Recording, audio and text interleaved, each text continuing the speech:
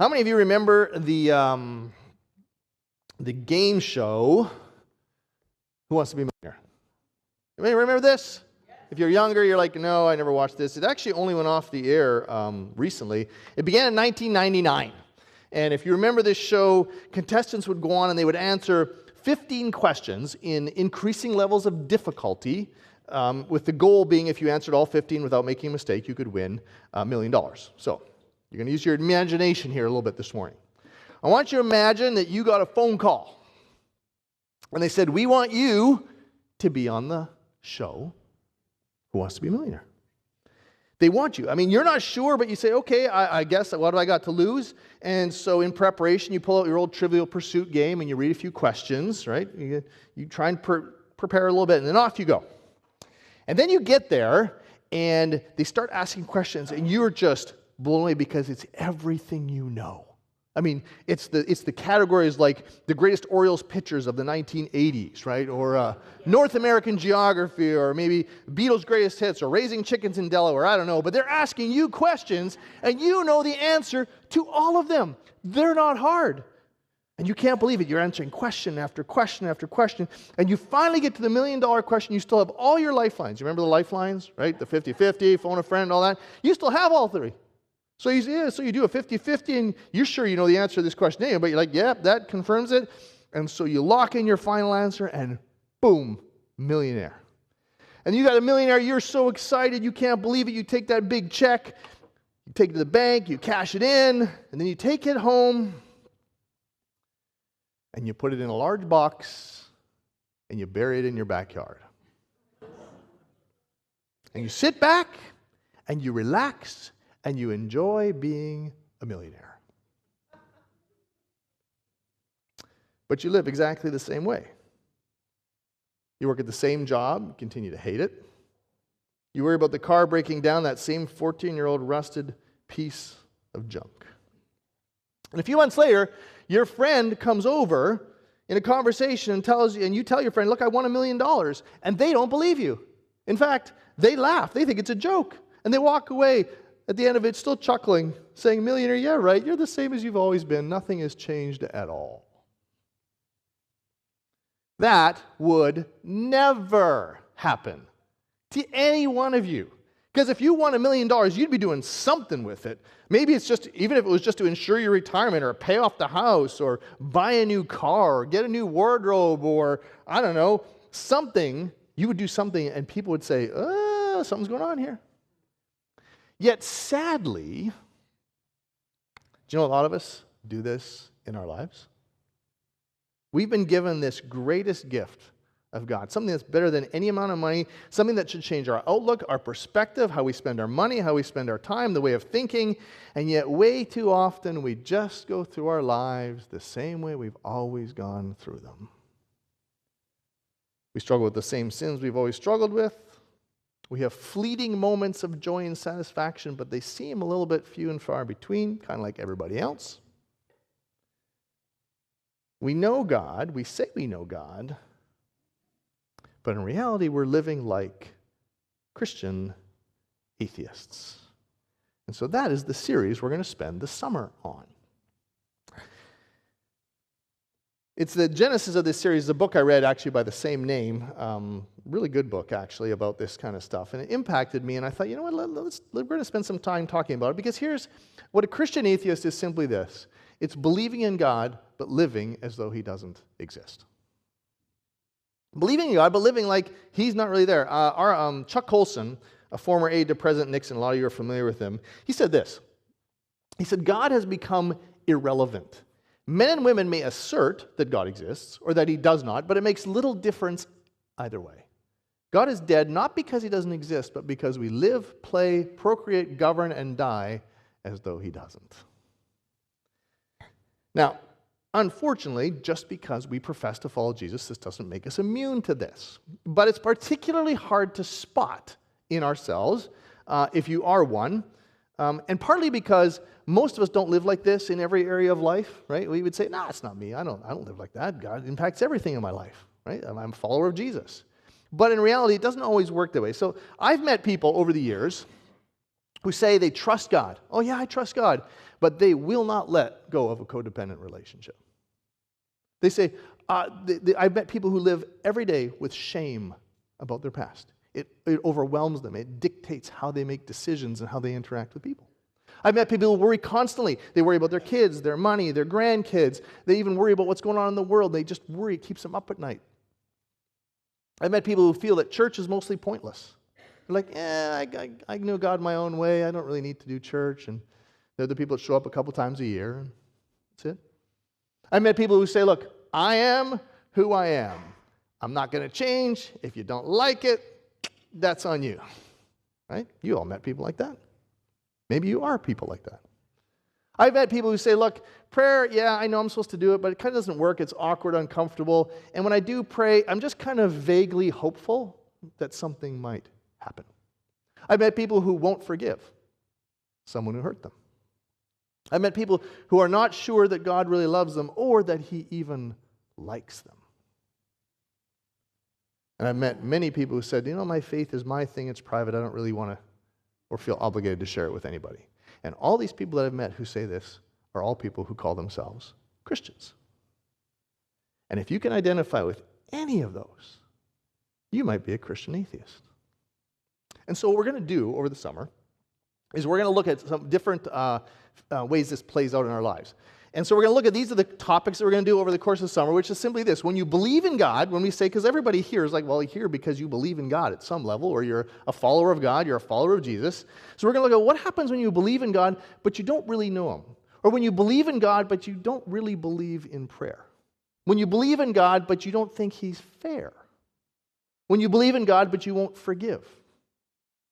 And when I say won't forgive, it's not everybody, it's that person that you can't forgive.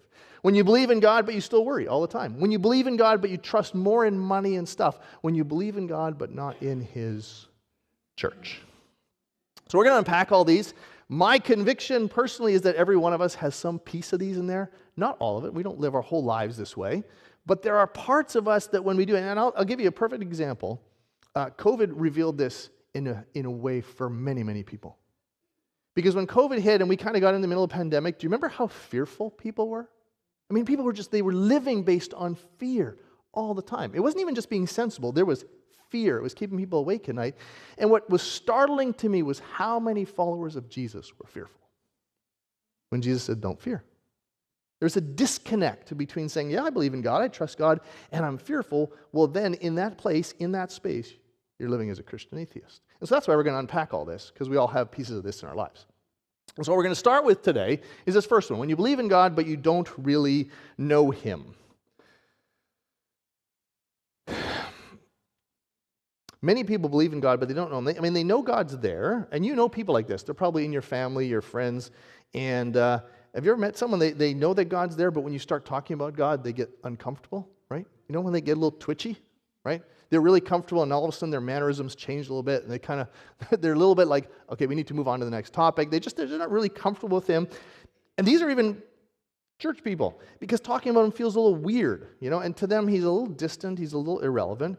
And even for those who have been in church for all their lives, which is a lot of you, we've been in life groups, we've served in ministry, we know a ton of stuff about God, but sometimes it doesn't feel like we know God.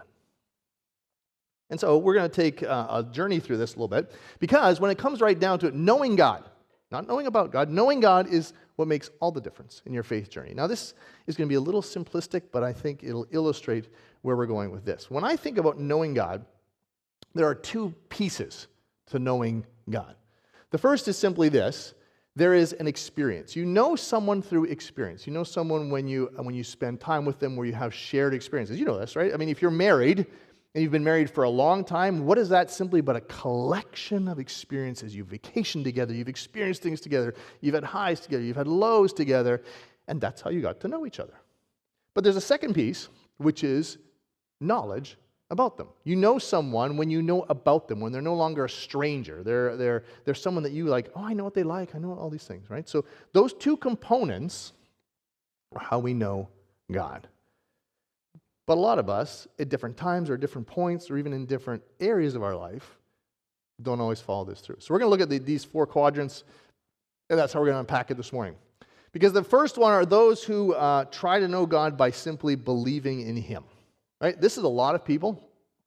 Do you know that despite the declines, and there's been a significant decline in recent decades, as of 2022, so this year, 81% of people in the United States still believe in God or some type of universal spirit or God figure.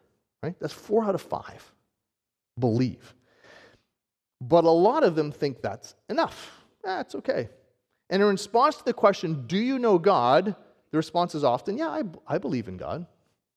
Right? Have you ever heard that? I believe in God. My neighbor says that. I believe in God. I believe in God.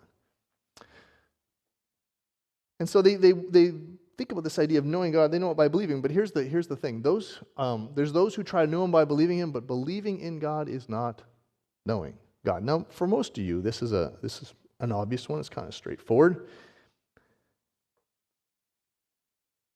Because believing in something, or just having an intellectual acknowledgement that it exists, doesn't get you very far with God. And there are 0 kudos to believing in God. James, the brother of Jesus, actually said this: you believe there's one God? Good. Even the demons believe that. And they shudder. They don't like it. James points out, look, there's people that believe in God, in one, and even one God. These are people that are not even just generically like, do you believe in the one God? Awesome. It's great, but it doesn't get you anywhere.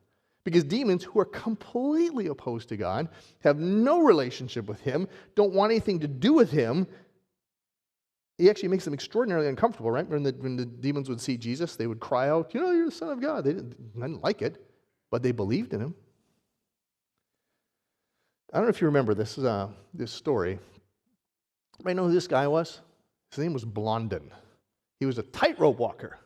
And this is a long time ago. You can tell from the pictures in the 1800s. In 1859, he walked a quarter mile over the Niagara Falls, 160 feet high. And he did a bunch of different times. So he did it on stilts. He did it in a sack. He did all these different things. Once he did it blindfolded. And he pushed a wheelbarrow, right? The crowd was oohing and awing, and he got back and kind of got them all whipped. Do you believe that I can carry a person across this falls in a wheelbarrow? And people are like, yes, absolutely, you're amazing. And he said, all right, I need a volunteer. Nobody volunteered. In fact, another one we asked for a volunteer, no one would. His manager ended up being the volunteer unwillingly. Just believing did not make them act. Similarly, believing in God does not help us know Him, because just believing in God or even believing in Jesus is not the same thing as knowing Him. And for those who try to know God by simply believing Him, here's what happens. If they're just trying to know God by believing Him, they end up completely irrelevant in God's kingdom.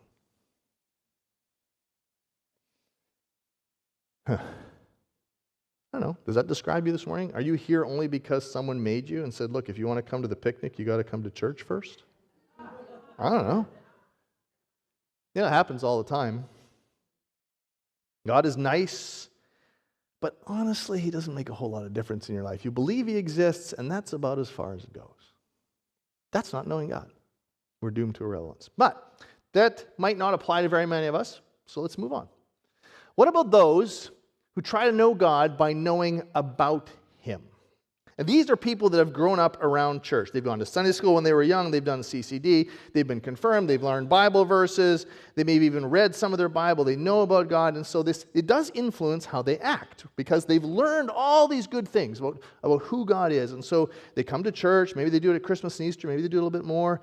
They tend to help their neighbors. They'll donate a little bit in a crisis. They'll pray around the table at Thanksgiving. I mean, they want to be good people. They believe in God, and they know about Him at some level. But just like with the last one, those who try to know God by knowing about Him, knowing about God is not knowing God.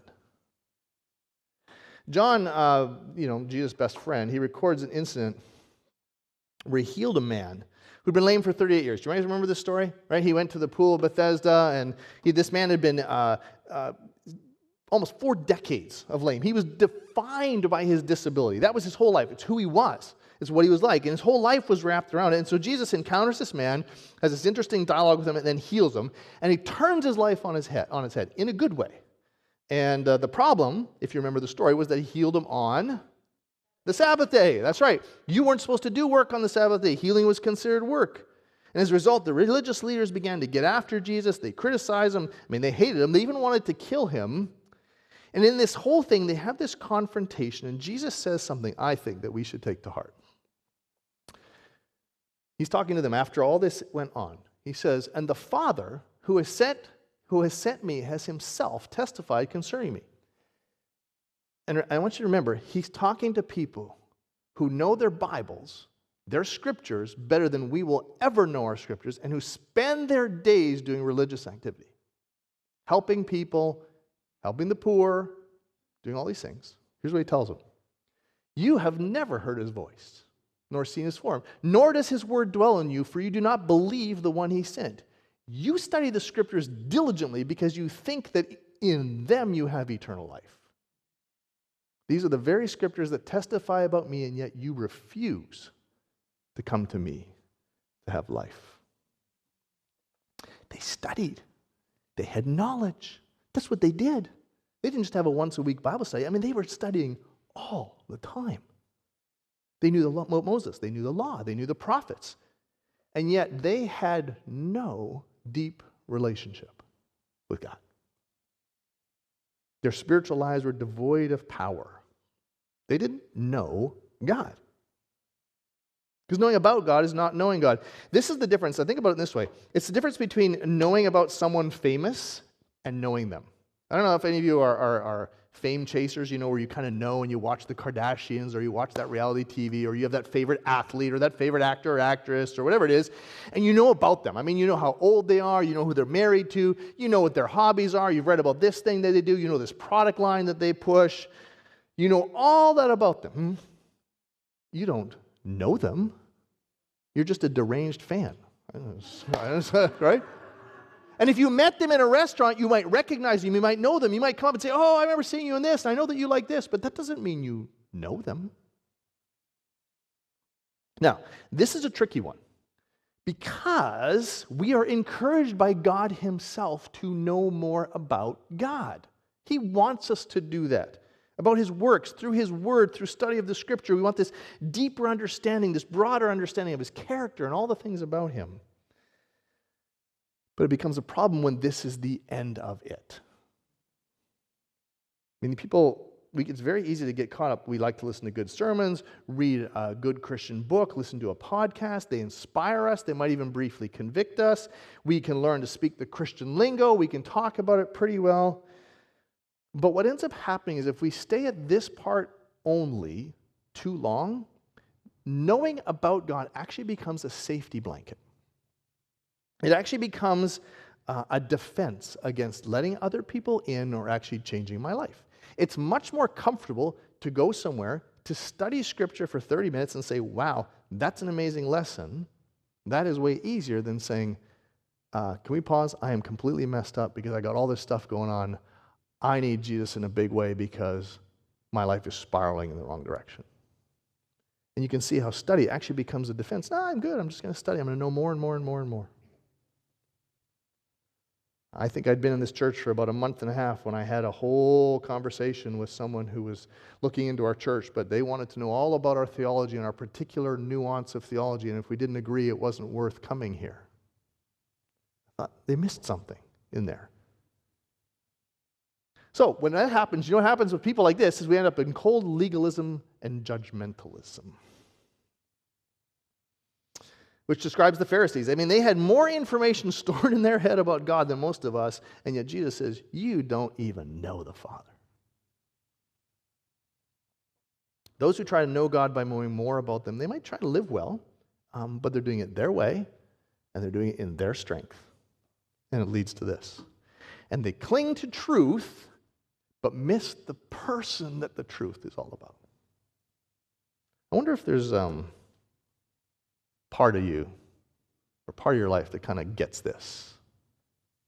But then there are those who want to know God by relying on their experiences, their past experiences. Have you ever, If you've ever gone back to your high school reunion, I've never done this. Anybody ever gone back to their high school reunion, their college reunion? Okay. And there were people you hadn't seen in what, like 20 years, 25 years? And you recognize them, and you sit down, and you talk to them. You're like, oh, do you remember when we did this? Remember when we had this happen? Remember that thing that was so funny? Do you remember when we did this? And you have all these memories. We actually, we were on vacation several years ago, and we met a couple that we had been really good friends with, but we hadn't seen them in 25 to 30 years. And we got together. We had a great time. We went out for dinner. We kind of picked up where we left off, and we talked. And we had all these shared experiences, but they were from long ago. And there was nothing current in the relationship because there's nothing going on. We don't hang out today. We don't talk regularly today. There's nothing going on today. And so everything was based on what we were. And you would say, I don't really know them anymore. Because there's been too much time, too much water's passed under the bridge. There's too many experiences that I've had nothing to do with. No current conversations. See, there's a lot of us who really have experienced God. I mean, once in the past, we asked Jesus to transform our life, and He did. He changed us. He responded to the message. We were changed. We were close to Him, and He was there, and we can remember what that felt like, but all of a sudden, we find ourselves in a place where that seems like it was a long time ago. We couldn't honestly say that it feels like we know Him now. There's a group of Christ followers that Paul wrote a letter to in the area of Galatia. We call it the book of Galatians. It was a letter. But those people, and these were people who were doing exactly this, because here's what Paul says to him. He says, look, when time had fully come, God sent His Son, Jesus, born of a woman, born under the law, to redeem those under the law. Why?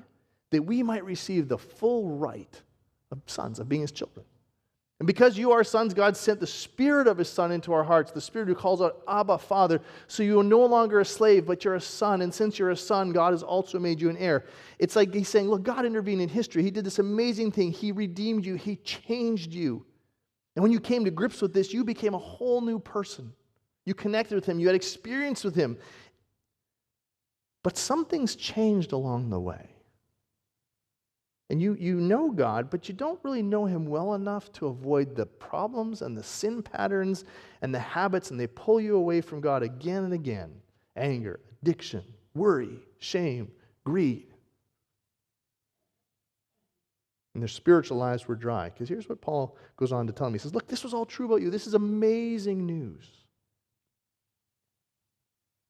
He says, formerly, when you didn't know God, you were slaves by those who by their nature are not gods. But now that you know God, in other words, you've experienced Him, you've had all this.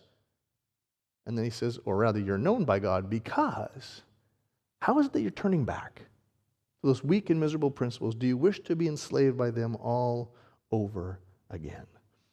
Hey, you guys got it. You had it. You were with God. And now it's not the way it used to be. There are many people I run into who are Christ followers that have amazing stories about God intervening in their life.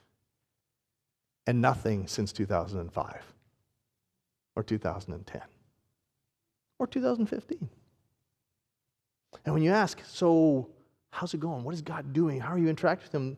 Their stories always go back because they kind of knew God and they were in that period, but then either through disillusionment or problems or sickness or death or busyness or whatever it is, something pulled them back away and they're hanging on to what they used to have. Sometimes it's just because life got really good, got sweet, got comfortable, kind of got busy, had 3 or 4 kids, and that just kind of killed that whole thing for a while. But here's the problem. We end up doing one of two things. We end up just surviving. In other words, God becomes a nice thought. He's a good story. We're kind of hopeful that maybe He'll do something again in the future. But all those accumulated hurts or problems or things just make it all seem like words and we just don't have the energy for it. Or, if you're in this place, you keep trying to recreate the experience you had in the past. Oh, I remember that time. It was like this. We have to do that again, because if we do that again, we're going to have this amazing experience of Jesus, and then you do it, and it doesn't happen, and you're disillusioned, and so you chase the next thing. This can easily happen. You see this all the time, right? People chase revival not necessarily because they want God, but because they want a recreation of a past experience where they felt so close to God. We don't want to be Christian atheists like this. Where do we want to end up? We want to end up in this last. We want to know God, and we want to be people who know Him by pursuing Him. I know my wife. I can pick her out of a crowd. Her voice is unique to me. It doesn't matter how many people are talking. If I hear it, I know who it is. I know what she likes. I know her hobbies. I know what she enjoys eating. I know where she likes to travel. I know what outfits she enjoys wearing more than others. Sometimes I feel like I can read her mind. If you've been married for a long time, you know how this works. You can finish each other's sentences, right? There are people who are like that with God. He's not out there somewhere waiting to direct a prayer. You listen to them and you watch them and they're like, they know Him. They hear God in His written word and in their prayers. And even when God doesn't feel close, they hold on to this assurance that God's not going to leave me, and so they want Him, they need them. He's what holds them together. David wrote in Psalm 63. I don't even put it in here. Come back to that in a second. Let me read it to you, because I thought I put it up on the slide, but I did not. He said this, if you want to look it up in Psalm 63, he says, God, you are my God. Earnestly I seek you, my soul thirsts for you, my body longs for you, because your love is better than life. And he's basically saying, look, God, I want you so much. I'm so thirsty for you. I want to know you so much that if I had to choose between knowing you and living, I'll take knowing you every time. Have you ever loved someone like that? You know, when you're apart, you can't wait to see them again. All you can do is think about them. In your way, you call them all the time. You want to find out more like what's going on in them. And David's like, that's how it should be with God. That's what it means to know God intimately. And that only happens when we pursue Jesus and submit every area of our life to Him. It's the only way. There is no other shortcut. There's no quick way to do this. I've had to be married to my wife for 30-some years to know her as well as I do today. Would never have happened. It couldn't happen in 5 years. Just doesn't happen that way. God's no different. He's like, pursue me, spend time with me, keep submitting more of your life to me, and you will know me in ways that are going to be exciting and fun. So, where are you at? This is not something that can happen in a couple hours a week. Occasionally, there's a very terrifying statement at the end of Jesus' Sermon on the Mount. He's been just giving them all these instructions on how to live and how to follow and all these things they should do. And He finishes by this, saying, not everyone who says to me, Lord, Lord, will enter the kingdom of heaven. At which points, we're okay with that, because we're like, yeah, those people who just say they believe in Jesus, you know, they say, oh, God, we believed in you. He's like, nah, you're not in the kingdom. We understand that. But He goes on. He says, but only the one who does the will of my Father in heaven. Many will say to me on that day, Lord, Lord, didn't we prophesy in your name? Spoke truth. And in your name drive out demons? Impact the spiritual world. And in your name perform many miracles? And then I will tell them plainly, I never knew you, because you didn't know me. And then He says, away from me, not you, confused, you unfortunate. He says, get away from me, you evildoers. Understand, this is not about rule following. Not about doing that. Then we just descend into that bottom right-hand corner. If we want to know God, this is about saying to Jesus, all right, every part of my life is open to you. What do you want to do with it? I'm going to give it to you, even if it's uncomfortable. And we're going to talk about it, and then you get to know who God is. And it changes everything. It's amazing. And if you want to know where you're at in this whole process, how do you really know, how well do you know God? You know, there's a good test. And then we're going to sing. You know what the test is? Take a look at how you refer to Him and how you talk to Him. The big guy upstairs, man in heaven, 8-pound, 6-ounce baby Jesus, for those of you that saw that movie. How do you call it? What do you talk to Him about? How do you refer to Him? When you listen to someone who knows God and they talk to God, you can tell that they know each other. In your own life, right, the people that call me Pastor Weldon don't know me as well as the people that call me Weldon. The people that call me Weldon don't know me as well as the people who go nicknaming. They don't know me as well as my grandkids, who get to call me Grandpa. And nobody knows as well as my wife, who has, all those endearing pet terms that you have for each other. Because how we address somebody, how we talk to someone changes with the level of intimacy we have with them. And so when we talk about knowing God, what do? You call him Savior because he's forgiven you for decades of sin. Maybe healer because he healed you at one point in time. Maybe you call him Comforter because he was there when you needed him, or he's your rock because in a difficult situation he was there. Maybe because a provider because when things looked really bleak, he came through for you. Or maybe a friend just because he's never abandoned you. Or maybe since your dad was never there for you, you just call him Father. So, believing isn't enough. Just believing God isn't enough. Knowing about him is insufficient, and relying on past experiences will never satisfy. The only thing that will is knowing God. So let's not be Christian atheists who do one of those. Let's be people who surrender to God, pursue him in every area of life, and then we will be an entire church of people that know God.